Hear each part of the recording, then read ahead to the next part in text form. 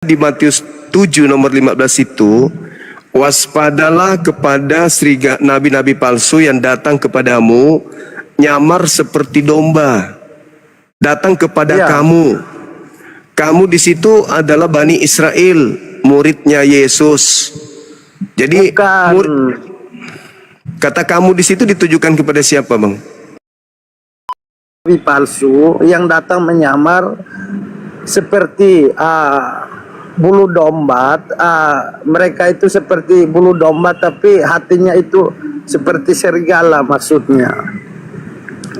Iya, jadi ucapan Yesus itu kan untuk ini, Bang. Untuk orang-orang yang itu memang dia bercakap-cakap dengan muridnya. Dia menyampaikan kepada murid-muridnya untuk waspada. Begitu juga untuk pengikutnya.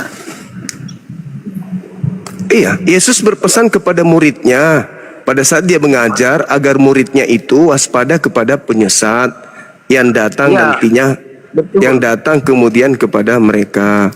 Nah, jadi Yesus ini sedang bercakap kepada muridnya.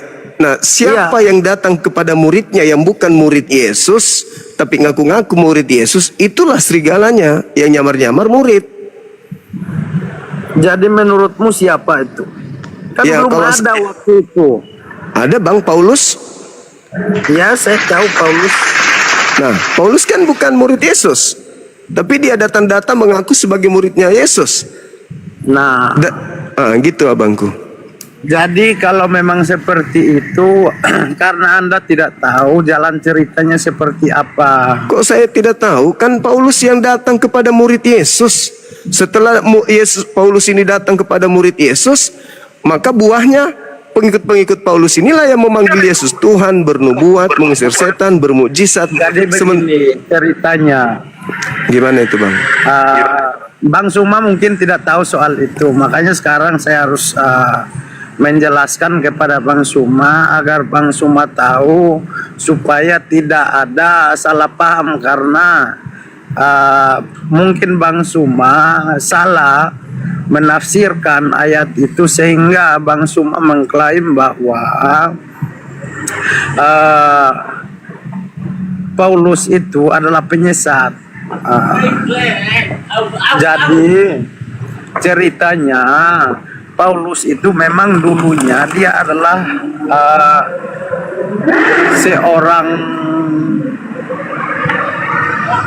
seseorang yang tidak percaya kepada Kristus. Tapi ketika dia menjalankan itu, karena dulu itu Paulus itu sama orang-orang percaya tuh dia tangkap mereka, dia bunuh mereka, dia bantai mereka. Tapi ketika dalam perjalanannya dia ke Damsi, dia ditangkap Tuhan, lalu kemudian dia bertobat, sehingga dia dianggap dia itu menyampaikan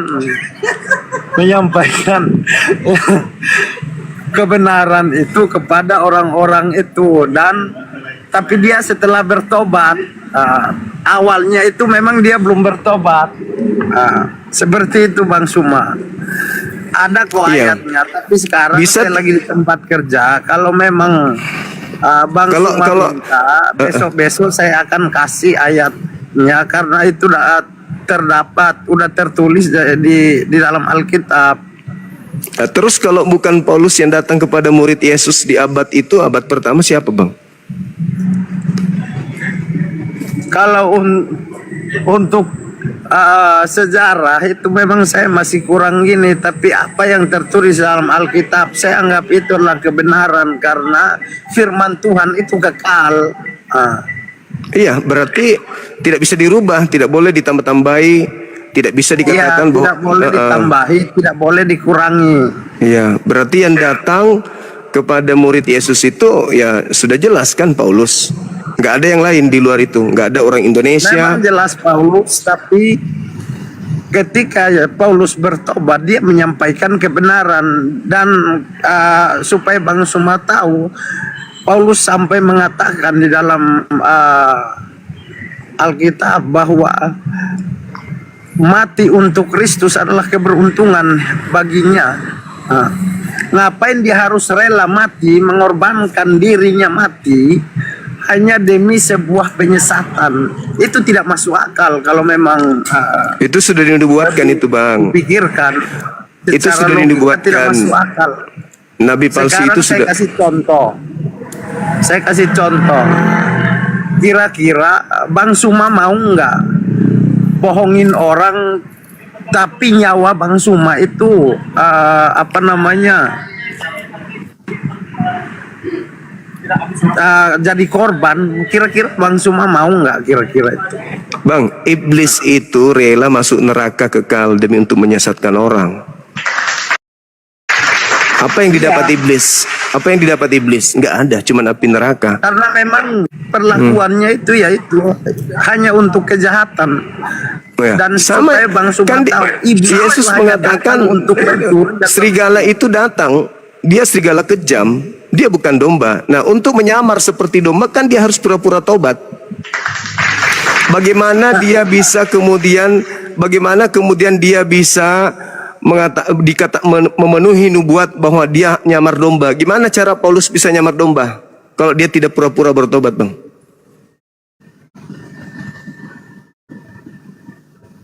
Gimana cara Paulus berpura-pura jadi domba kalau dia tidak bertobat? Harus dia pura-pura dulu, harus pura-pura. Karena semua indikasi nabi palsu itu dipenuhi sama dia. Dia datang kepada murid Yesus. 1, dia mengaku-ngaku sebagai domba. 2, dia mengaku bertemu dengan Kristus di padang gurun. 3, mengaku bertemu Kristus di dalam bilik ketika dia di penjara. 4, lalu kemudian dia merubah hukum Taurat. 5, kemudian 6, menghentikan kemudian kurban hewan, menggantikan menjadi kurban manusia, mengajarkan dosa warisan. Itu banyak hal yang dipenuhi oleh Paulus. Itu jelas itu, Abang. tidak ada dia membatalkan hukum Taurat. Hukum Taurat itu tetap berlaku, tapi karena hukum Taurat itu tidak ada ajaran kasih, karena mata harus ganti mata, gigi harus ganti gigi. Paulus sendiri yang mengatakan. Jadi kita Paulus gantian mengatakan. Bang Suma. Paulus mengatakan bahwa hukum Taurat itu sampah. Kita gantian ngomongnya ya. Iya, silakan. Jadi ketika saya ngomong jangan mikrofon saya di mute. Iya, kan Anda ngomong tanpa dalil, cuman Semua ada di dalam Alkitab. Saya tidak mengarang modal bebas, congor. tapi karena saya di tempat kerja, jadi saya nggak bisa bukakan dalilnya. Ya, di mana Paulus kemudian di mana Yesus memberikan mandat kepada Paulus untuk menjadi rasulnya? Itu di mana? Dia bukan ditunjuk langsung oleh Yesus Kristus. Nah, itulah yang dimaksud serigala nyamar domba. Ketika dia bertobat dan dia sadar bahwa Bertobat versi Paulus dan versi Kristen. Kalau Paulus itu bertobat, itu ada di Kisah Para Rasul 21 nomor 15 sampai nomor 26. Paulus bertobat dari mengajarkan agama Kristen, itu betul. Itu Anda salah, itu salah. Silakan Anda baca Kisah Para Rasul 21 nomor 15 sampai nomor 26. Paulus bertobat dari ajaran Kristen. Jadi Anda terus memenggal ayat-ayat di dalam Alkitab. Kok memenggal? Saya kasih data lengkap Kisah Para Rasul 21 nomor 15 sampai nomor 26. Paulus bertobat dari mengajarkan agama Kristen. Ya baca makanya, jangan cuma doktrin. Jangan cuma doktrin, jangan cuma dengarkan dogma, belajar Bible. Ini bukan doktrin, tapi ini memang kebenaran yang. Apa kalau bukan doktrin? Anda tidak baca data, nggak ada memberikan data, ya doktrin lah itu, ngomong seenak perut. Yang pasti yang datang kepada murid-murid Yesus itu kandidatnya cuma Paulus doang, nggak ada yang lain. Jangan di-mute. Masa Anda Iya, sendiri mau ngomong? Moderator itu di bawah karena kesal mungkin nggak ada poin yang ada Anda Nggak ada sampaikan poin gitu. gimana? Orang saya mengatakan apa yang ada tercatat di dalam Alkitab. Ya cuman ngarang-ngarang doang kalau Ngarang saya gimana? bicara sesuai dengan apa yang ada di dalam Bible. Mana buktinya? Mana Bang buktinya? Entar saya cariin ya. Ya silakan Anda carikan. Silakan. Itu dia bertobat ketika perjalanannya ke Damsyik. Oh, itu sudah dinubuatkan oleh Yesus. Ada orang yang memiliki pengaruh iblis di dalam dirinya, 8 setan di dalam tubuhnya yang pura-pura bertobat. Matius Itu terdapat dalam 12 Matius 12 nomor 43 sampai nomor 45. Ah, itu baru data, Bangku. Jadi ada orang yang ada yang mengaku bertobat. Coba Anda bacakan Matius itu. Jika seseorang bertobat, kemudian iblis keluar daripadanya mencari Itu pemberhentian. salah, itu nggak ada. Ada. Anda itu tidak ngerti. Itu. Anda tidak ngerti Bible. Sejak Anda saya nggak paham Bible. baca Anda Bible ngerti? sampai saat ini saya nggak pernah dengar Ya, ayat apa yang Anda baca di Bible? Yang Anda baca itu apa yang disampaikan oleh pendeta. Anda yang mengarang bebas itu. Matius 12 nomor 43. Udah kusebut pun. Coba Matius 12 ayat 43. Tadi sudah kusampaikan masih juga biar apabila roh jahat keluar dari manusia lalu mencari pemberhentian, namun dia tidak ke padang gurun, namun tidak menemukan kemudian tempat. Akhirnya dia kembali ke rumah yang tadinya dia ada di dalam. Dia menemukan rumah itu bersih. Artinya orang jahat itu bertobat. Lalu dia keluar kembali memanggil 7 iblis yang lebih jahat darinya. Lalu masuk kembali kepada orang tadi yang bertobat. Sehingga orang tadi itu semakin jahat. Demikian jugalah akan berlaku terhadap angkatan jahat ini. Orang Farisi disebut angkatan jahat oleh Yesus. Ya. Itu abangku. Karena mereka itu sudah melihat setiap mujizat yang dibuat Tuhan tiap hari di depannya mereka, tapi terus mereka meminta mujizat. Makanya Tuhan Yesus Abangku ini tidak nyambung. kan Anda nggak berbicara nyambung? tentang roh jahat itu kan? Roh jahat itu keluar dari tubuh orang yang bertobat. Habis itu kalau iblisnya keluar memanggil iblis lagi. 7 iblis lagi yang lebih jahat dipanggil masuk ke dalam tubuhnya orang yang bertobat tadi. dengarin ini saya jelasin itu. Jadi maksud daripada ayat yang Bang Suma katakan tadi, ketika Bang Suma bertobat, Bang Suma harus benar-benar melakukan apa yang diperintahkan oleh Tuhan. Kenapa jadi saya yang Supaya bertobat ya? dapat mempertahankan. Abangku, Paulus tapi mengaku. kalau Bang Suma setelah bertobat lalu kemudian Bang Suma Kenapa bertobat, jadi saya ya? berarti- Ini bicara buat nabi palsu. Kok lari ke saya? Anda jangan potong-potong saya. Kenapa lari ke saya? Anda bertanya, saya menjawab. Jangan Anda Iya, potong-potong. Bang, saya katakan Paulus itu tidak bertobat untuk menjadi lebih baik. Paulus itu bertobat, selanjutnya kemasukan roh jahat, 8 roh jahat masuk ke dalam dirinya. Itu diterangkan di dalam nubuat Yesus di dalam Matius 12 nomor 43 sampai nomor 45. Dan Paulus mengaku, dengar, dan Paulus mengaku di dalam 2 Korintus 12 nomor 7. 2 Korintus 12 nomor 7 Paulus mengatakan di dalam tubuhku ada iblis. Paulus sendiri yang mengatakan itu, abang.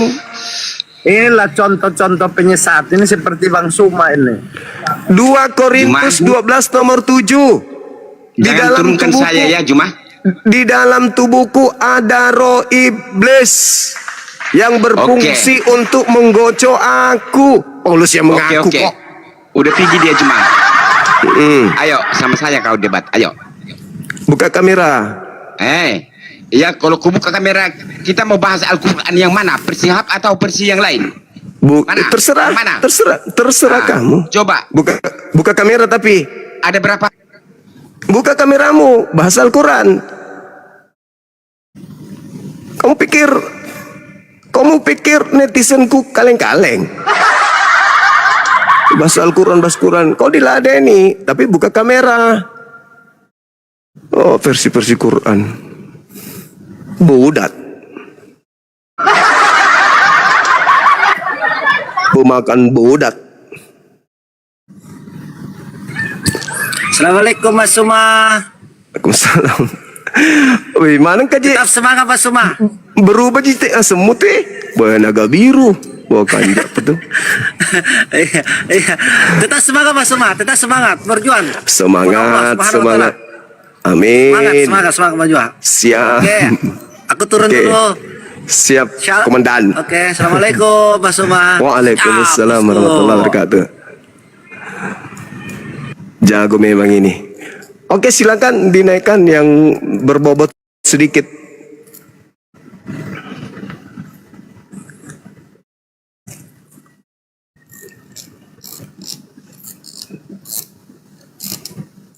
Halo, selamat malam. Selamat malam. Selamat malam, Pak. Ya, dari agama mana? Katolik, Protestan? Saya Katolik. Siap.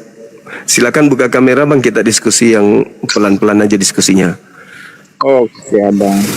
Silakan. Bentar, Bang ya.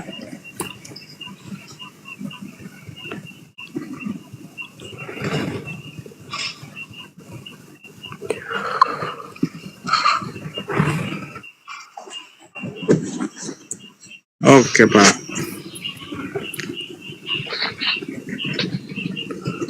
Oke. Ya.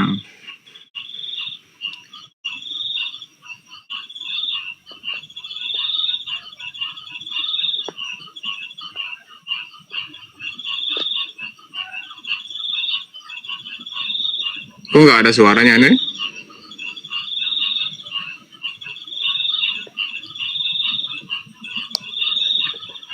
Macet apa jaringannya di sini apa di sana, Pak?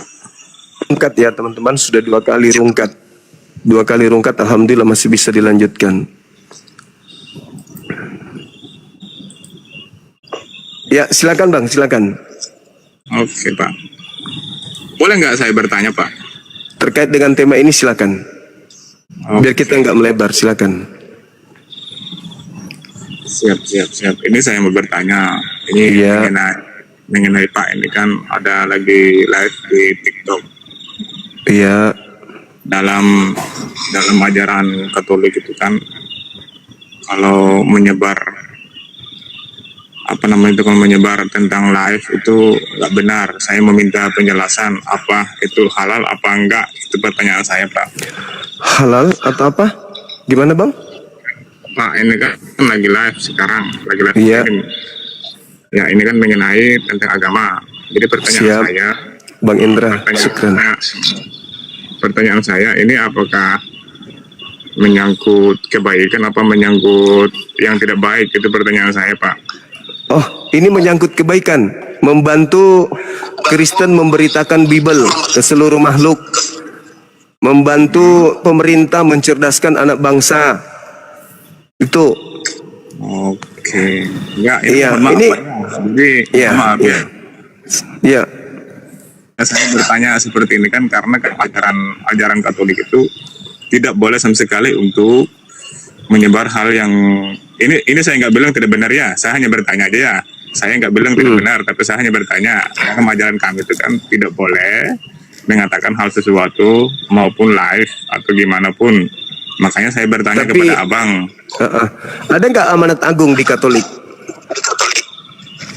Nah, kalau mengenai ayatnya memang sih nggak ada, cuman aturan yang dibuat karena kami kan Iya. memberikan toleransi. Ada nggak perintah di dalam Katolik untuk menyampaikan Injil ke seluruh makhluk? Jadikanlah seluruh bangsa Ya. menjadi muridku, itu ada. Oh, ada. Nah, ini saya sedang membantu Anda untuk menjadikan seluruh rakyat Indonesia menjadi pengikut makhluk yang keluar dari kubur. Kalau mereka menerima penjelasan-penjelasan dari pengikut-pengikut makhluk yang keluar dari kubur yang Anda sembah itu, Abang. Kalau yang Anda sampaikan itu masuk akal, maka rakyat Indonesia bisa jadi menerimanya. Tapi kalau tidak masuk akal, mereka nggak akan menerimanya gitu. Makanya saya membantu, kan Anda sudah akui ada perintah jadikanlah seluruh bangsa menjadi muridku. Nah, mari saya bantu. Nah, di dalam kitab saudara yang harus diberitakan itu, Yesus berpesan waspadalah kepada nabi palsu yang datang kepada kamu, yang menyamar seperti domba, tapi sesungguhnya mereka adalah serigala buas. Nah, ini yang kita bahas. Siapa nabi palsu yang menyamar domba itu? Begitu, Abang. Silakan. Jadi ini ada satu lagi yang saya pertanyakan, Bang Yang. Boleh. Di atas yang dituliskan itu kan siapakah nabi palsu? Nah, itu pertanyaan saya, emang ada nabi palsu di sini di dalam ajaran agama apa gimana ya? Jadi saya bertanya kepada abangnya. Karena Ada, Bang. menurut saya, Ada nabi palsu. Kira-kira siapa itu ya, Pak? Berdasarkan Matius 7, waspadalah kepada nabi-nabi palsu yang datang kepada kamu menyamar seperti domba, tapi sesungguhnya dia adalah serigala yang buas. Nah, itu ucapan Yesus kepada muridnya Bani Israel, orang Yahudi. Pertanyaannya, siapa yang datang kepada murid Yesus yang bukan murid Yesus, tapi ngaku-ngaku murid Yesus, membawa-bawa nama Yesus dan berkata Yesus itu Kristus? Itu siapa, Bang, yang datang ke murid Yesus di abad pertama itu? Siapa? Menurut Abang siapa? Nah, itu ada salah satu murid. Ya, siapa? Salah satu orang yang bukan murid Yesus datang-datang mengaku-ngaku saya muridnya Yesus loh, padahal dia nggak pernah dipilih. Itu siapa? Kalau menurut dalam ajaran kami itu dia memang nggak dipilih, tapi mereka dipilih semua. Maksudnya dia tidak dipilih tapi mereka dipilih semua. Ini maksudnya gimana ini, Bang? Apa saya harus hantamkan ke tembok dulu supaya saya bisa ngerti? Abang tadi kan mengatakan bahwa ada salah satu yang ngaku-ngaku jadi muridnya Yesus, kan seperti begitu kan, Bang? Padahal bukan muridnya. Padahal bukan muridnya, tetapi dalam ajaran kami itu kan memang semua itu muridnya yang ada. Cuman ada salah satu muridnya itu yang jadi pengkhianat. Itu aja. Itu beda. Itu dia bukan nabi kalau itu. Ini yang dimaksud ini nabi palsu. Bang Indra Kurniawan, syukran. Yang dimaksud di sini nabi palsu bukan pengkhianat. Nabi palsu itu mengaku-ngaku sebagai murid Yesus padahal bukan muridnya. Kalau itu nggak ada, saya belum dapat, Bang. Saya belum dapat ajaran seperti itu. Nah, itu yang saya bertanyakan. Saya tanya kepada saudara, Paulus ini murid Yesus? Ya, memang murid Yesus. Di mana tertulis kalau Paulus itu murid Yesus? Dalam ajaran, karena Paulus itu kan dia diserahkan. Diserahkan kemana? Dia diserahkan, maka dia jadi muridnya, maka dia Iya, di mana tertulis? Yesus mengaku di dalam Yohanes 6 nomor 70, bukankah aku yang memilih kalian yang 12 orang ini muridku? Nah, di mana Paulus dipilih oleh Yesus? Nah, kalau ajaran itu memang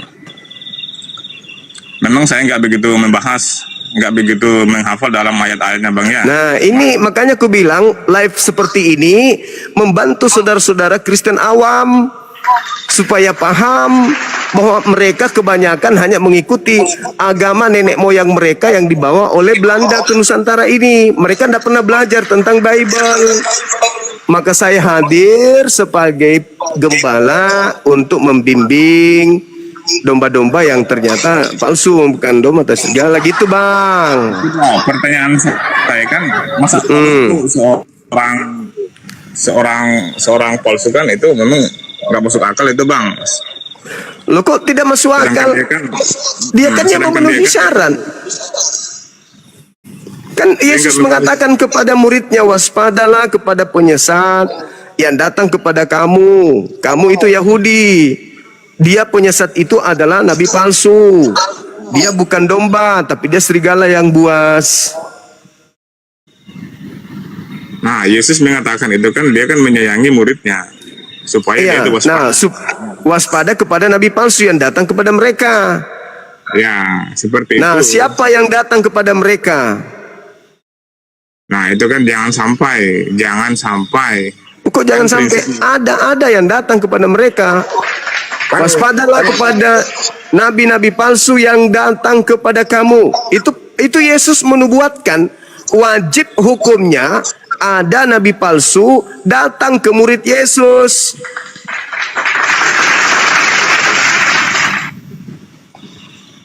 Enggak, kalau menurut saya itu kan dia menyayangi muridnya, maka dia mengatakan harus waspada dan Nah, menjagalah. datang tidak nabi palsu itu kepada muridnya? Nah, kalau nabi palsu nggak ada. Berarti Yesus bohong.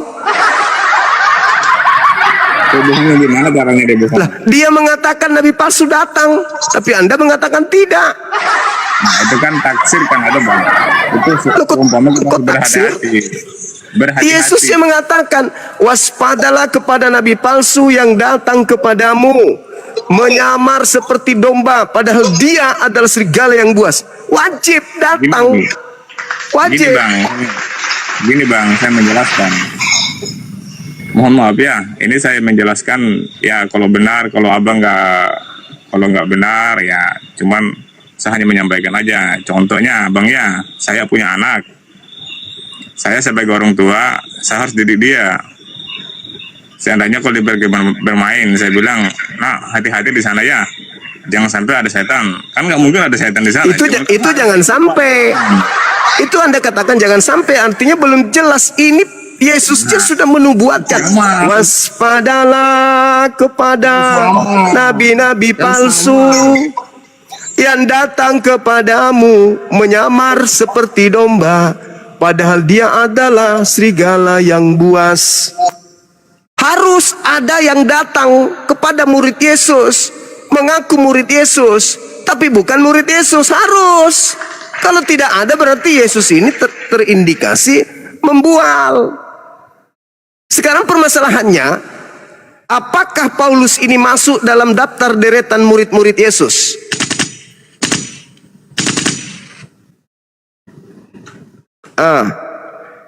Kalau dia masuk dalam daftar murid Yesus, di mana itu Yesus mengakuinya? Kapan itu dia memilihnya? Saya harus baca di kitab mana?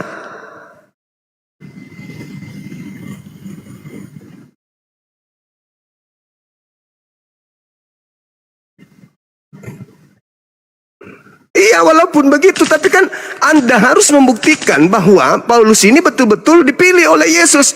Di mana Yesus mengatakan, ketika dia mengatakan kepada ke-12 muridnya, bukankah aku yang memilih engkau yang 12? Tambah Paulus berarti 13. Mana dalilnya? Untuk Paulus mana dalilnya, Bang? Untuk Paulus dipilih Yesus mana dalilnya? Oh, nggak bisa. Nggak bisa, harus ada dalil. Nggak bisa. Kenapa? Oh, enggak, harus. Nggak bisa tidak. Dia harus mengaku sebagai pengajar. Dia harus mengaku sebagai pembimbing. Dia harus mengaku, harus diikuti teladannya. Harus. Nah, sekarang apa haknya kemudian? Harusnya, Bang, harusnya nih, yang Anda dapatkan pengajarannya itu, kalau Anda adalah pengikut Yesus, ajaran Filipus, bukan ajaran Paulus. Paulus bukan murid.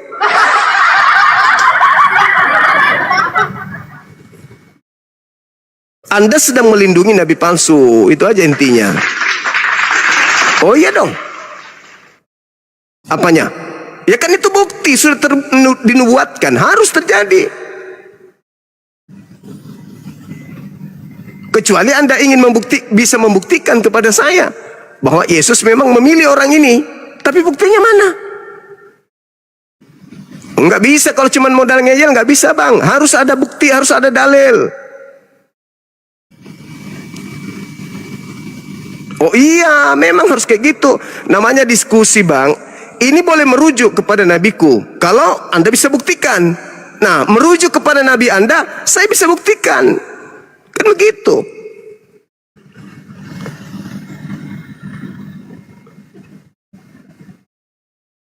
Gimana?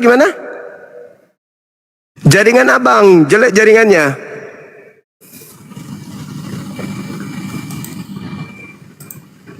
Yang di YouTube mengatakan Oten tidak ada suaranya. Memang nggak ada. Aku pun tak dengar suara apa-apa.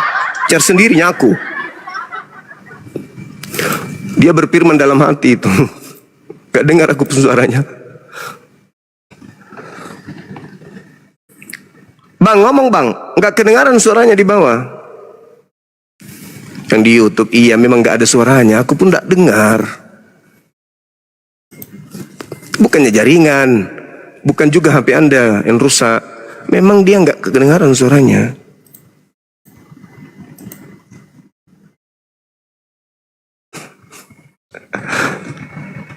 Bang, nggak kedengaran suara bang. Kencangin volumenya dulu. Volume dikencangin, nggak kedengaran di sini.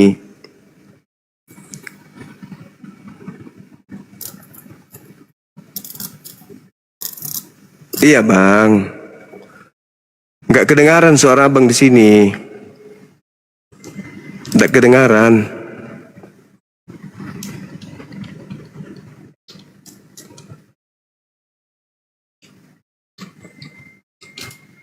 Nggak ada suara abang kedengaran. Serius.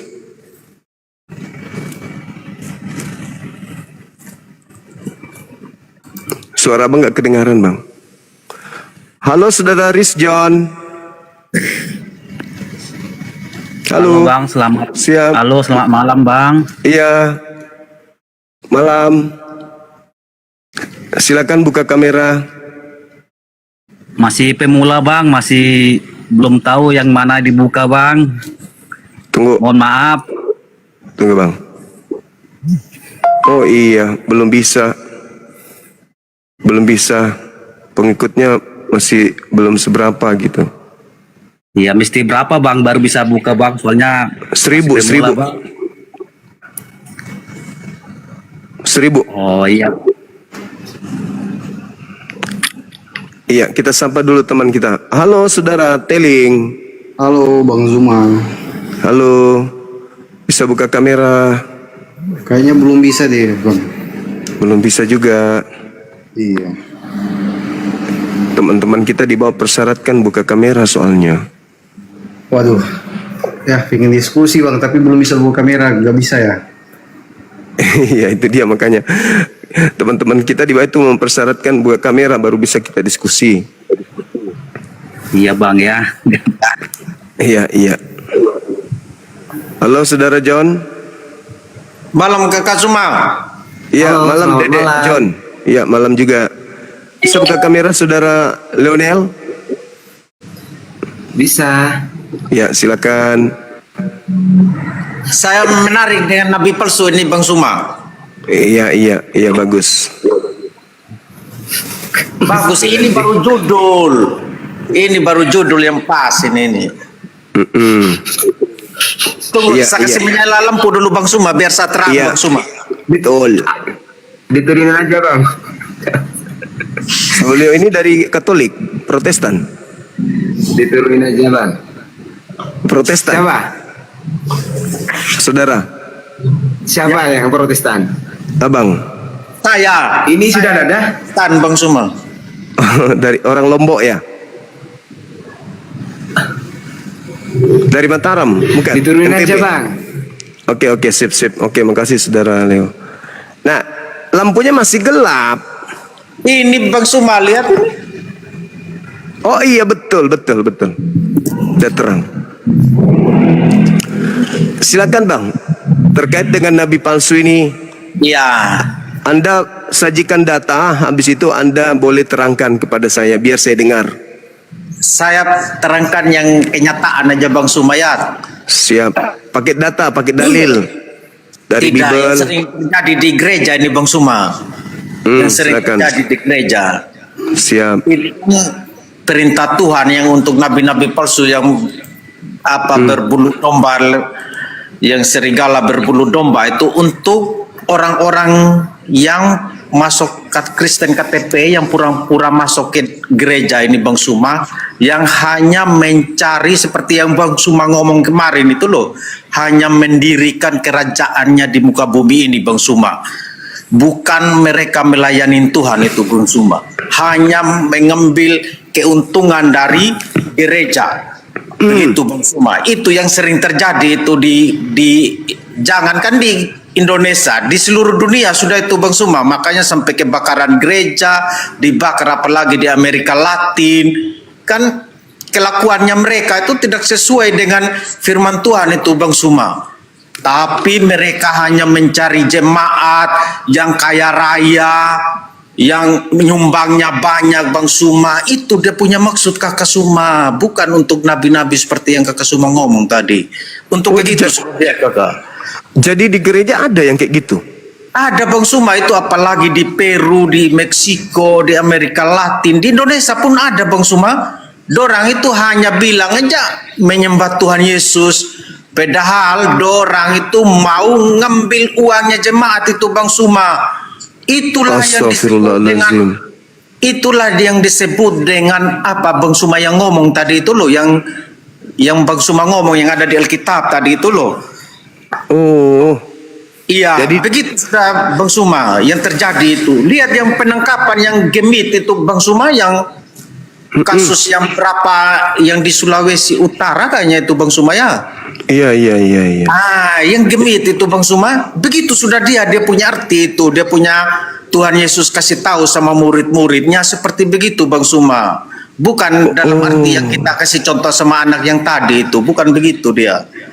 Di dalam apanya kita sudah sendiri ini, begitu. Sampai Bang Suma belum tahu lagi berita di Kolombia, mereka di mana lagi di Amerika Latin lah Bang Suma, begitu. Sampai orang bakar gereja, mereka sendiri yang bakar karena muak sama ini yang seperti yang aku ngomong itu, sama pendetanya apanya gitu. Seandainya yang benar itu Bang Suma, kalau ada jemaat yang sakit, kita lawat, kita bawa sedekah dari uang persembahan yang tiap minggu itu, berdoa bersama untuk kesembuhannya, untuk fakir miskin, anak yatim piatu. Itu yang benar Bang Suma. Benar Bang Suma ngomong itu, yang mendirikan kerajaannya mereka di muka bumi itu. Begitu Bang Suma. Kalau untuk di saya Bang Suma kan. Kalau untuk di Bang Suma lagi, seperti anak buahnya dorang dari Yaman itu Bang Suma, yang mengaku-ngaku jadi cucu Nabi, kita diterlantarkan begini bikin makam palsu. Seperti begitu sudah Kakak Suma.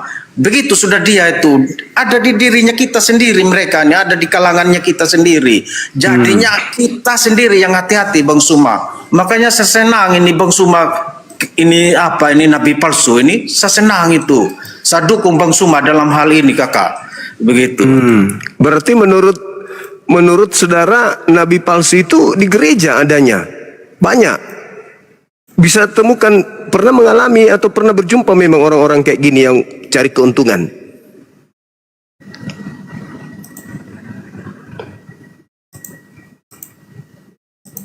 Ini Bang. Kadang datang ke gereja kita belum tahu datang asal usulnya dari mana, langsung bersaksi kesaksian yang bikin heboh, bilang kakinya patah, dalam nama Tuhan aja bilang dia dapat kesembuhan. Saya kan nggak tahu itu Bang Suma, dia benaran kakinya patah atau dia benar tuli atau apa kan. Saya kan nggak yakin, tiba-tiba kan gereja kan terima-terima aja orang datang Bang Suma, begitu kan, tidak tahu orang dari mana, yang penting gereja ini terima aja namanya datang mau ibadah Bang Suma kan. Tiba-tiba dia bersaksi seperti yang saya bilang itu, itu yang bahaya Bang Suma. Kayak Daud Tony itu Bang Suma, bahaya juga itu Daud Tony itu Bang Suma. Saya tidak suka sama dia Bang Suma.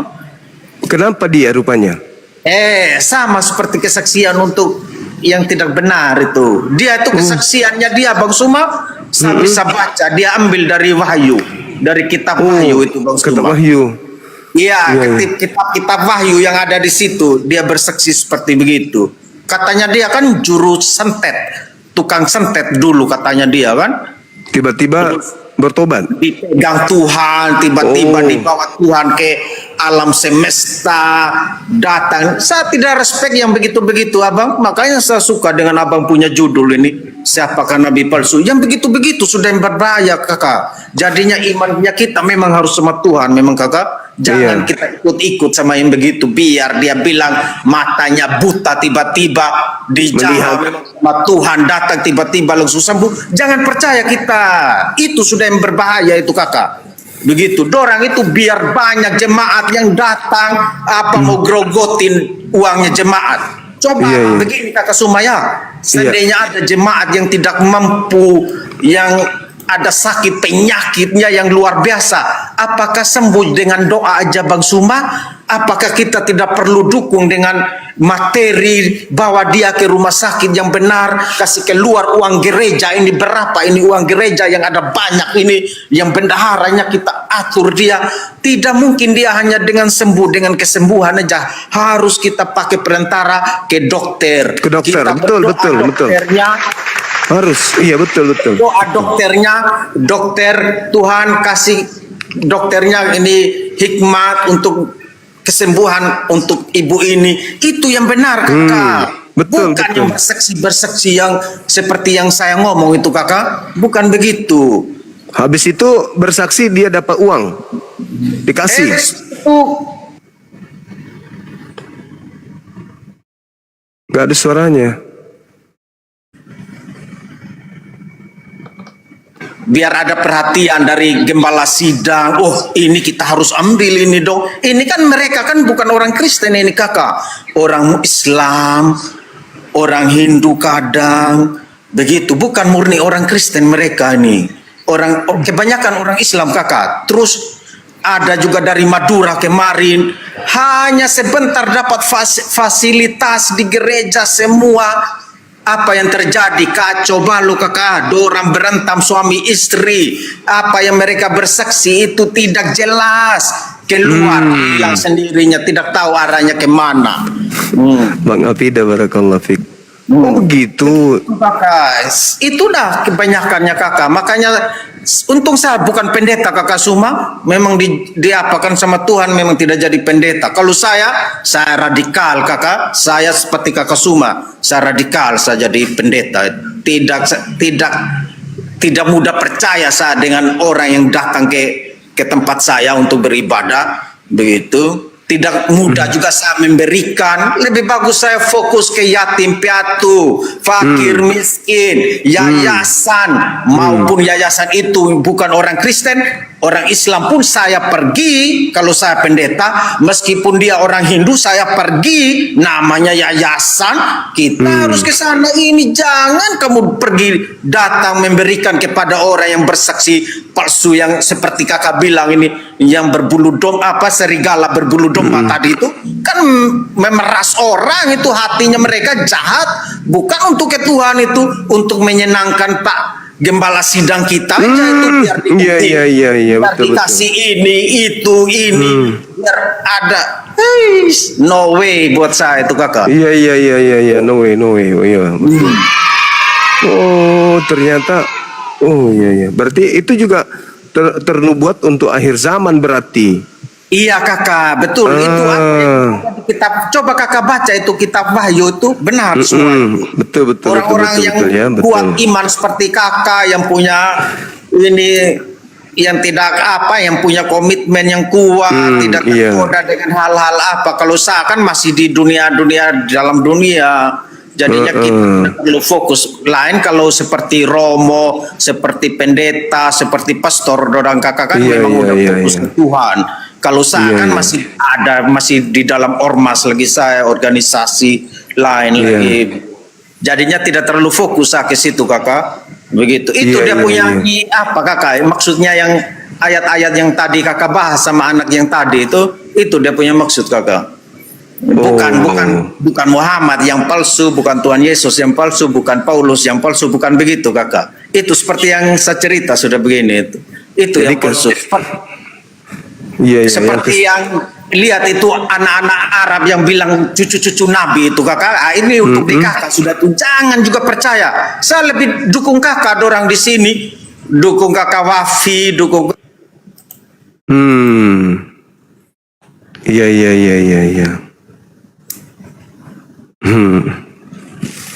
Iya, betul. Iya. Betul.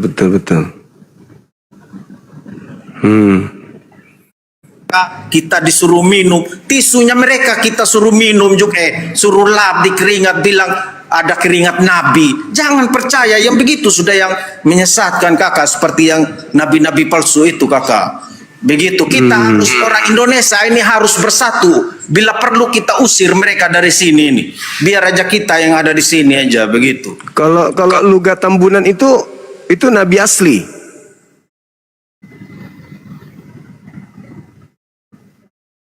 Lugat Tambunan.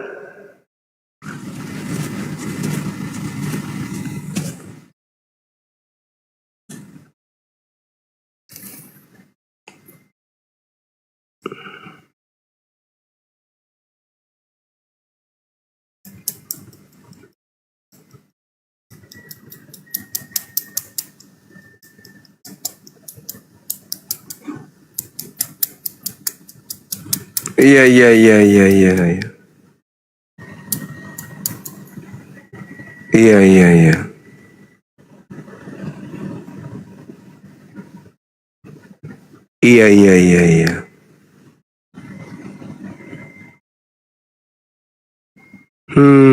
Betul.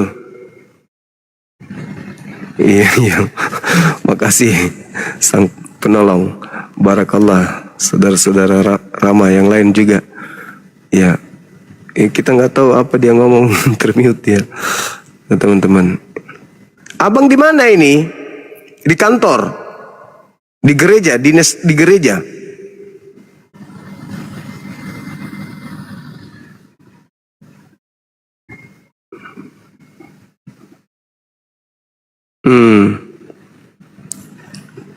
Iya.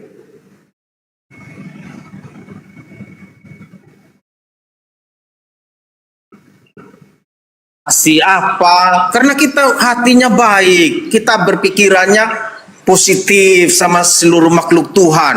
Kakak semua makhluk Tuhan. Saya makhluk ciptaan Tuhan, semua binatang juga makhluk ciptaan Tuhan. Apa yang kau harus ini apa kan banggakan dalam dirimu? Orang kita hanya makhluk. Sebentar aja Tuhan ini ambil, kita tidak tahu bagaimana begitu. Siap. Luar biasa Bang. Ini jadi ini apa yang kita bilang PK itu kakak sudah ini DM itu. Loh katanya situ yang mau DM, kok jadi iya, saya? dia tidak balas. Sebut nama saya mungkin. Oh, kalau sebut nama saya pasti dia nggak mau. Halo saudara, selamat malam saudara Intenews. Selamat malam Bang Juma. Malam. Dari Katolik Bang? Saya Kristen Bang Juma. Oke, Protestan berarti Bang ya? Iya Bang Juma. Oke. Mungkin tema ini bisa kita bahas Bang? Ya, saya sebenarnya kalau saya berbicara soal lakum dinukum waliyadin, ya. Wali ya. Jadi agamamu agamaku. Ya. Jadi, saya tak membicarakan tentang Islamnya. Jadi saya hanya mau bertanya dengan Bang Juma nih soal Nabi itu apa sih artinya Bang Juma? Kalau Nabi itu boleh diartikan sebagai orang yang mendapatkan petunjuk. Nabi, orang yang menerima ilham, orang yang menerima wahyu. Itu Bang kalau kami. Karena kalau kita berbicara mengenai ajaran di atas muka bumi ini, maka mutlak agama-agama yang ada itu harus memiliki pengantar, harus ada yang menerima wahyu. Orang-orang yang kemudian menerima pengajaran dari pencipta langit dan bumi. Itu Bang.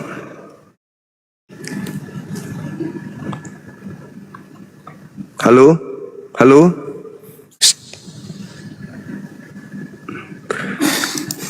Halo? Udah turun? Kok bisa? Kenapa teman kita turun?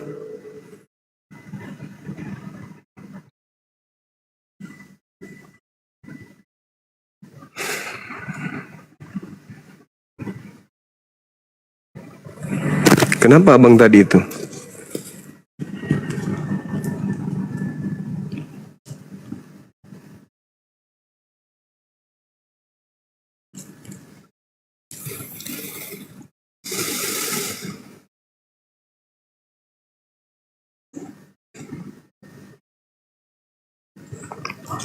Halo.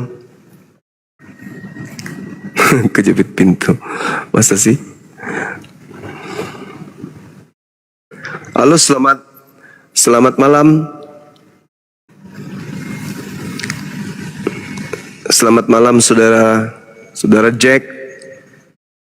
Halo. Ya maaf Bang, saya cuman saja nggak sengaja.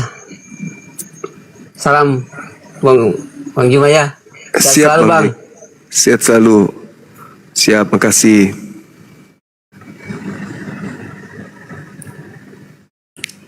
Oke. Selamat malam.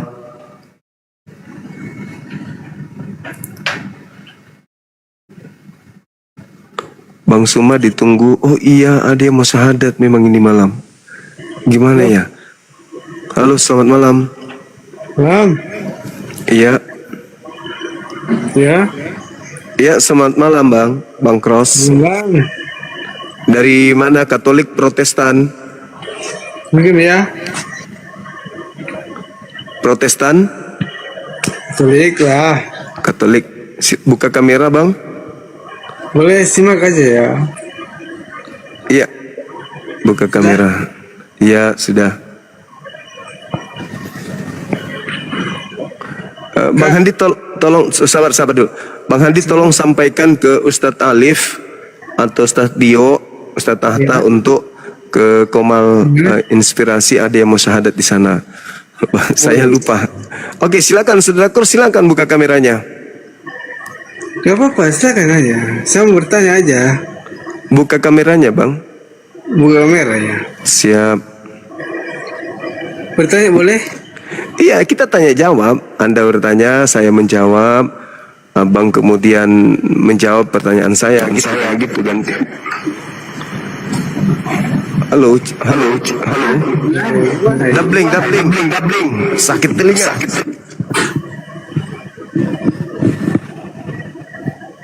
Ya. Sudah, aku tes jawab. Semua. Iya. Ya, boleh. Buka kameranya, Bang. Oke, boleh bertanya. Buka kameranya boleh nggak? Oke. Iya ya. Ya, santai aja. Buka aja. Loh. Halo Saudara Pendeta Alvaro. Gimana Bang? Keras sekali suaranya. Kok bisa ya? Sawaku itu ini udah? Ya, udah bagus. Silakan. Ya, minta maaf. Tadi nggak enak kalau ini nanti rungkat rumah abang kalau ada anak-anak, suara anak-anak pun. Iya, jadi gimana? Nah, bagusnya sih kita PK-PKan begitu bang, tapi nggak bisa ya. Mungkin besok bisa Bang. Malam ini kita nggak PK-an dulu karena teman-teman sudah komitmen tadi.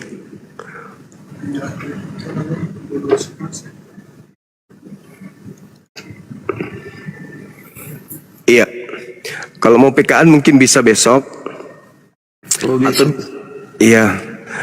Bisa juga dengan adik-adik saya, ada Jonathan Nandar, ada siapa yang biasa PK-an itu? Banyak lah, ada Dinda Kores juga. Itu Bang. Ya, ya. Oke. Suaranya kenapa ya? Kok kencang kali ya? Volumenya? Saya nggak tahu bang. Tadi katanya pelan sekali. Iya, tapi di kuping saya kencang. Ini udah? Ya, kalau ini udah. Oh iya.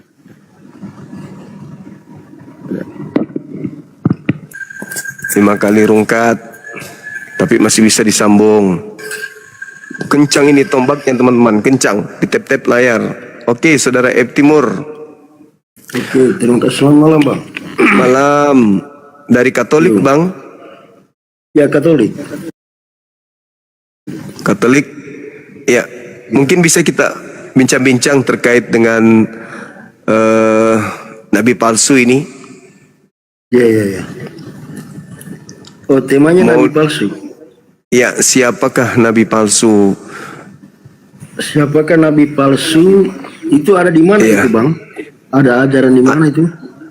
Di Matius 7 nomor 15. Waspadalah kepada nabi palsu yang datang kepada kamu menyamar domba, tapi sesungguhnya dia adalah serigala yang buas. Gitu, Bang. Oke. Itu mungkin singkat kata ya, Bang ya. Iya. Cerita tentang nabi palsu itu istilahnya berpesan kepada orang yang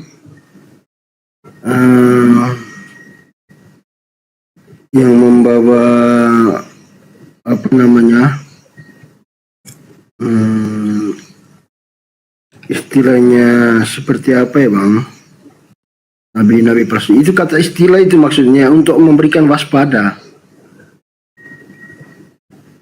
Itu dalam ajaran agama Katolik.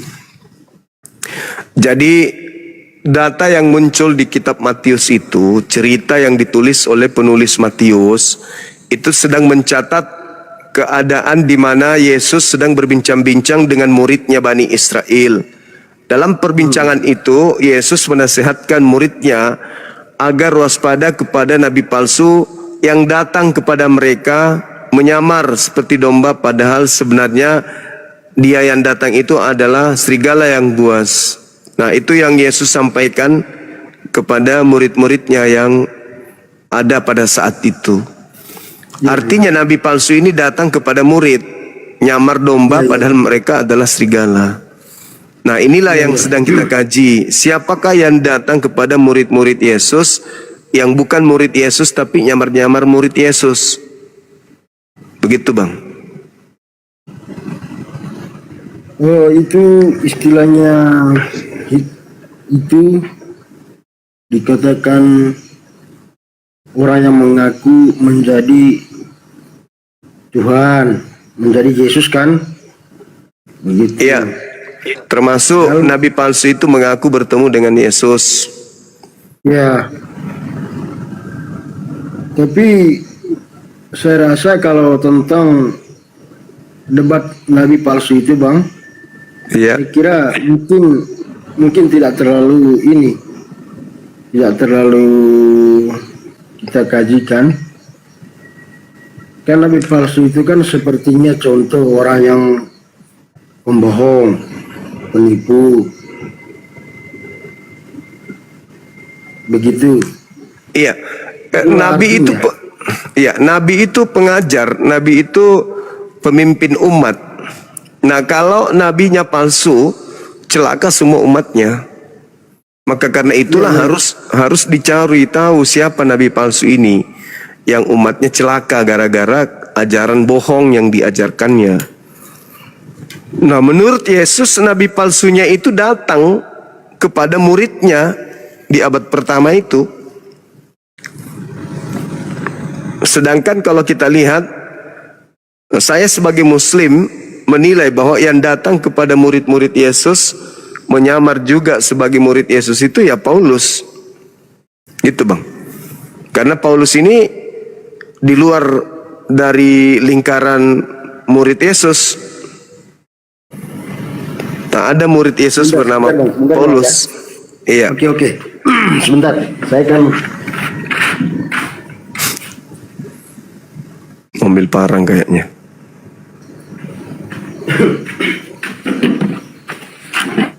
Benar, ada pengakuan begini, cerita tentang itu, hal itu, contohnya Ya. itu salah satu dari cerita Saulus, Ya. Iya. yang sampai bilang bahwa pengakuan dari Paulus kan, Iya. namanya itu kan Saulus. Setelah dia bertobat, maka disebut Paulus. Nah, Malah Tuhan Yesus itu berpesan iya. kepada murid-muridnya agar muridnya tidak terjatuh ke dalam pencobaan ketika ada nabi palsu datang untuk menyerang mereka agar mereka itu tidak mempercayakan Yesus. Kan begitu ceritanya kan, Bang? Iya, iya. Nah, makanya Yesus itu berpesan kepada mereka, berwaspadalah kepada nabi palsu yang akan datang di kemudian hari. Nggak ada kata kemudian hari itu, Bang. Jadi Iya, benar. kalau Benar, berbicara Bang, benar. kalau berbicara mengenai nama Saulus, pada saat Saulus itu belum bernama Paulus, dia itu diberitakan oleh muridnya kalau dia itu sudah nabi. Di dalam Kisah Para Rasul 13 nomor 1, Saulus itu adalah nabi. Iya, ceritanya Saulus itu begini, Bang. Dan kalau kita baca selengkapnya untuk dari Alkitab Suci, dari kitab Perjanjian Lama sampai Perjanjian Baru, Saulus itu kan orangnya antikristus. Dia kan orangnya itu kan tidak percaya kepada Yesus, Iya. kepada anak Allah yang dilahirkan lewat Maria, kan begitu. Maka Saulus itu kan dia kan orangnya tukang pembantai. Siapa saja yang mengikuti Yesus, dia akan bunuh. Begitu. Nah, ketika firman Tuhan telah memberikan pertobatan kepada Saulus, dia memberi Saulus itu untuk matanya buta, kan begitu, agar Saulus itu bertobat, bahwa Saulus dia percaya kepada Tuhan, bahwa Tuhan itu benar-benar ada, kan begitu. Begitu ceritanya dalam agama Katolik, ajaran agama Katolik, ya, Bang. Iya. Saulus ini sudah nabi. Saulus itu ketika dia bernama Saulus, dia itu sudah nabi. Nanti setelah dia mengganti nama Paulus, naik level dia menjadi rasul. Nabi dulu baru menjadi rasul dia itu. Nah, sekarang bisa ndak Paulus menyamar kalau dia tidak bertobat? Iya, makanya kan sebelum bertobatnya Saulus, sebelumnya kan nama diganti namanya Paulus menjadi salah satu murid Yesus, begitu, untuk mewartakan sabda Allah di mana-mana, yaitu sabda yang ada di dalam Alkitab Suci. Berarti setelah itu Paulus mengaku pengikut Yesus gitu. Iya. Karena dia di mana Paulus dipilih oleh Yesus, Bang? Kapan itu dan apa pengakuan Yesusnya dalam hal menetapkan Paulus sebagai utusannya itu di mana Yesus sebut itu? Nah, dengar. Begini, Bang. Ya, singkat kata ya, dalam ajaran Katolik aja lah. Karena saya tidak bisa tidak ada belajar dalam Alkitab lah, tapi belajar dalam iman Katolik. Karena saya yakin Katolik itu, dan saya yakin Tuhan Yesus itu benar-benar dia ada. Kenapa?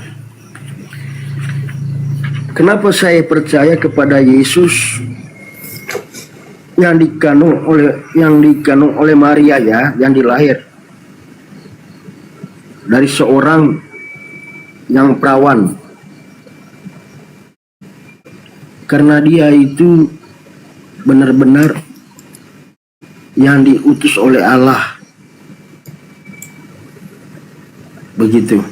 Nah sekarang begini, kalau tentang kita cermat supaya kita mengetahui dalam Alkitab suci, kembali kepada Saulus untuk bertobat, dan kembali kepada Saulus sampai abang bilang tadi, kapan atau suratnya di mana bahwa Yesus itu memerintahkan Paulus untuk menjadi murid atau untuk memilih jadi murid. Tapi tidak. Tapi Paulus itu tidak dipilih oleh Tuhan, oleh Yesus lah. Tidak dipilih oleh Yesus. Tapi karena Yesus karena Saulus bertobat, dia sendiri yang mengaku bahwa dia juga salah satu orangnya untuk mewartakan sabda kebenaran dari Yesus. Begitu. Berarti Paulus ngaku-ngaku sendiri kan, Bang? Bukan ngaku sih, tapi dia sudah kepercayaan kepada Yesus itu benar-benar ada. Kan begitu ceritanya. Iya, maksudku Paulus mengaku kalau dia itu pengikut Yesus. Ya. Tapi Yesus ada nggak kemudian memberikan validasi tentang kerasulan beliau? Ya sih ada. Kan dia kan melalui salah satu murid juga. Nah begitu. Ya, Yesus di mana menerangkan tentang Paulus? Siapa Paulus ini menurut Yesus? Maksudnya? Kan Yesus yang harus menerangkan siapa Paulus ini. Kalau memang Paulus ini adalah pengikut Yesus, Yesus harus menerangkan siapa Paulus ini. Karena Paulus itu membuat sebuah pengajaran yang sangat luar biasa pengaruhnya. Dan dia mengaku kalau Yesus itu yang mengutus dia. Nah, ada nggak pengakuan Yesus terkait hal tersebut? Atau dia sendiri yang ngaku-ngaku? Ya, karena dia kan sudah punya firman dari Tuhan. Dia telah berfirman bahwa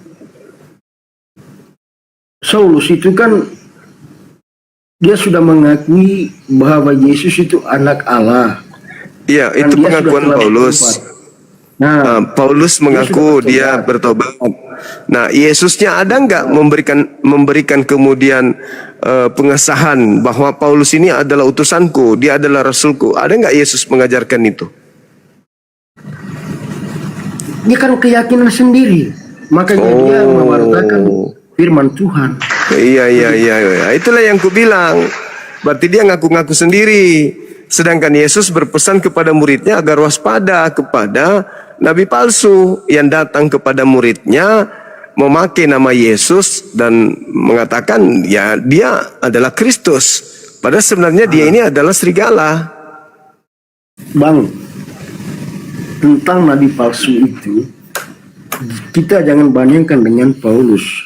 Begitu. Kan harus datang, Bang. Nabi palsu itu harus datang ke murid-murid Yesus. Iya. Nabi palsu itu ketika dia tidak bertobat, dia itu kan boleh dikatakan penjahat, roh jahat lah. Begitulah, penjahat saja, penjahat yang tidak percaya kepada Yesus. Salah satunya dia punya ilmu hitam untuk melawani iman Katolik, iman Yesus, atau yang tidak percaya kepada Tuhan itu yang diberikan firman kepada kita. Begitu. Nah, ketika Paulus ini kan dia sudah bertobat, makanya tidak disebut nabi palsu karena dia telah membawakan firman Tuhan di mana-mana untuk mewartakan sabda Allah, yaitu adalah Alkitab suci. Iya, justru karena itu dia mewartakan itu karena dia adalah mengaku nabi, dia rasul, makanya dia disebut palsu karena ajarannya bukan bersumber dari Yesus. Di mana Yesus pernah mengajarkan Paulus tentang kitab Roma, Galatia, Filipi, dan seterusnya? Adakah Yesus pernah mengajarkan itu? Benar. Nah, begini Mas, Bang, begini. Gimana Bang? Yesus itu, Paulus itu, dia sudah percaya setelah dia bertobat. Begitu. Kalau dulu sebelumnya nama Saulus kan dia kan belum bertobat, makanya iya, Bang. Oke. Oke, dia boleh bertobat, tapi kenapa harus jadi rasul? Kan banyak orang yang bertobat. Yudas juga bertobat. Orang-orang murid-muridnya yang berdosa juga bertobat. Tapi kenapa dia harus jadi pemimpin umat? Kenapa dia harus menjadi rasul tanpa ada validasi dari Yesus? Justru inilah yang menjadi permasalahan. Kok Paulus jadi tokoh besar, sementara Yesus tidak pernah kemudian mengajarkan itu? Kok dia bisa ngangkat? Gimana bang? Pengertian kan dia kan telah bertobat dan Yesus telah berfirman kepadanya dan dia telah memberikan firman dan kuasa kepada Paulus agar Paulus sungguh-sungguh bertobat dan untuk mewartakan Injil atau sabda Allah di mana-mana. Di mana Yesus bang? Di mana Yesus? Di mana Yesus pernah berfirman atau bersabda ke Paulus? Di mana itu? Bentar bang, benar bang. Sampaian juga kan bang kan berfirman. Anda berbicara berarti Anda berfirman. Kan firman itu kan apa yang kita miliki. Maksud Kita saya hidup Yesusnya lewat- bang. Maksudku Benar, Yesus bentar. di mana Yesus bersabda ke Paulus? Iya, bersabda begini. Saya akan jalani hidup saya sesuai dengan rencana Tuhan. Kan begitu. Enggak, Tidak Yesus seharusnya saya itu Tuhan sendiri yang datang kepada saya untuk memberikan saya bukan Tuhan, memberikan Yesus. keterangan. Yesus di mana memilih Paulus ini untuk jadi rasul? Ya kan dia kan datanya kepada Saulus dengan berfirmannya. Ya, Firman di mana itulah yang itu? menjadi Di mana Yesus pernah datang kepada Paulus, bang? bang. Menurut saya Iya. ini Ya. tidak mungkin Yesus itu datang langsung kepada Paulus. Nah, sementara Yesus datang kepada murid-muridnya kan, makanya dikatakan palsu karena Yesus tidak pernah datang kepadanya, tapi dia mengaku-ngaku sebagai rasulnya Yesus. Tidak, begini Makanya- bang. Begini bang. Paulus itu bertobat. Dia setelah Yesus mati dari kayu salib. Berarti Yesus tidak pernah datang kepada dia dong. Tapi dia datang melalui perantaran sesama untuk memerintahkan agar Paulus itu bertobat dengan cara membutakan matanya Saulus. Kan begitu. Maksudnya gimana? Maksudnya Yesus kan tidak pernah ketemu dengan Paulus, kok dia bisa jadi rasul? Terus Iya, benar. dia mengaku 13 bukunya itu diterima dari Yesus, sementara Yesus tidak pernah kemudian mengajarkan tentang buku-buku yang diajarkan dia, kitab-kitabnya, surat-suratnya. Itu gimana itu bang? Dia ngaku sepihak, dia ngaku sendiri, Yesus tidak pernah mengakuinya. Dia mengaku murid, dia mengaku utusan Yesus, tetapi Yesus tidak mengakuinya, berarti palsu dong. Di mana Yesus mengakui Paulus, bang? Itu salah, bang. Iya, kalau gitu di mana Paulus mengakui, di mana Yesus mengakui Paulus? Begini, Yesus tetap mengakui Paulus itu salah satu orang yang Di mana itu? Iya, di mana Paulus diakui oleh Yesus itu di mana? Nanti begini bang. Oke lah. Kalau kembali tentang hal itu tuduhan kepada Alkitab suci, nanti saya cari dulu di Bible-nya. Karena saya selama ini hanya sebatas nonton saja. Tapi kalau memang sampai itu mau cari faktanya atau datanya ya melalui dalam Alkitab suci, saya cari dulu. Nanti lain kali saya baik kepada bang. Baik bang, baik, thank you. Baik saudara F Timur. Terima kasih. Ya, makasih. Selamat malam. Malam juga bang. Siap. Oke teman-teman sekalian, gimana yang sudah yang mau syahadat tadi udah syahadat belum? Apakah kita rungkatin habis itu kita ke sebelah? Sahabat Nur Hidayah channel, barakallahu fiq. Thank you. Apakah kita harus rungkat ini baru kita ke sana? Kita rungkat dulu di sini.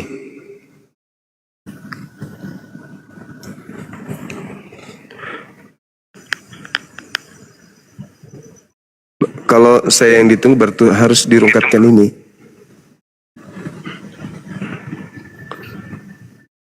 Belum ada yang ke sana ya dari api ya.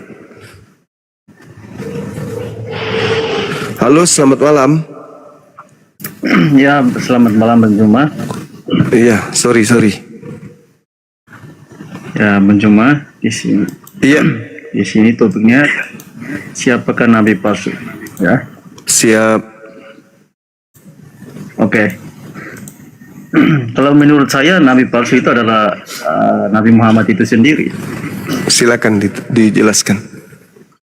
Oke, kenapa saya bilang Nabi Muhammad itu sendiri? Karena kita juga harus tahu ya, setiap kali kalau Tuhan itu menampakkan diri kepada manusia untuk memilih manusia itu menjadi Nabi untuk menyampaikan firman kepada manusia, itu selalu perkenalkan diri.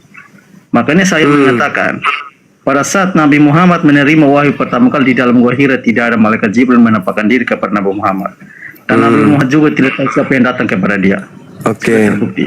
Oke, tolong tunjukkan data-data di Bible kalau merujuk kepada Nabi Muhammad. Silakan. Ya, Abang Zuma kan topiknya siapakah nabi palsu? Iya, kalau menurut saya nabi palsu adalah Nabi Muhammad. Kalau di dalam Bible nabi palsu tidak ada. Oke, kalau Anda mengatakan Nabi Muhammad, landasan Anda menuduh itu apa? Ya, makanya tadi saya sudah bilang, kalau kita lihat dari Alkitab, komparasi dengan Alkitab. Di mana itu tertulis di Bible?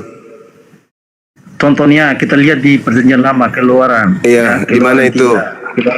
Ya, Keluaran 3 ayat 6, pada saat Tuhan menampakkan diri kepada Nabi Musa, Tuhan menampakkan diri kepada Nabi Musa. Oke, berarti karena Tuhan tidak sabar. Karena Tuhan tidak menampakkan diri kepada Nabi Muhammad, maka dia nabi palsu. Tidak perkenalkan diri, dia tidak perkenalkan diri. Karena Tuhan tidak memperkenalkan diri kepada Nabi Muhammad, maka dia nabi palsu menurut saudara. Ya, menurut gitu saya maksudnya. Begitu. Tolong tunjukkan di mana pernah Tuhan menampakkan diri kepada Paulus. Oke. Silakan. Kita bisa buka Kisah Para Rasul 9, ya. Itu yang datang itu Yesus, Tuhannya Yahudi, yang datang kepada Musa. Yang datang kepada Musa. Yang datang kepada Musa.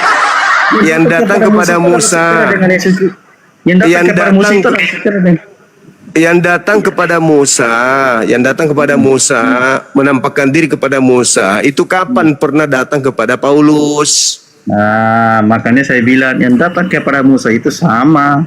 Loh, kok sama? Sama setelah dengan Yesus Kristus itu sendiri. Aduh, mau saya buktikan kalau yang datang kepada Paulus itu iblis, mau?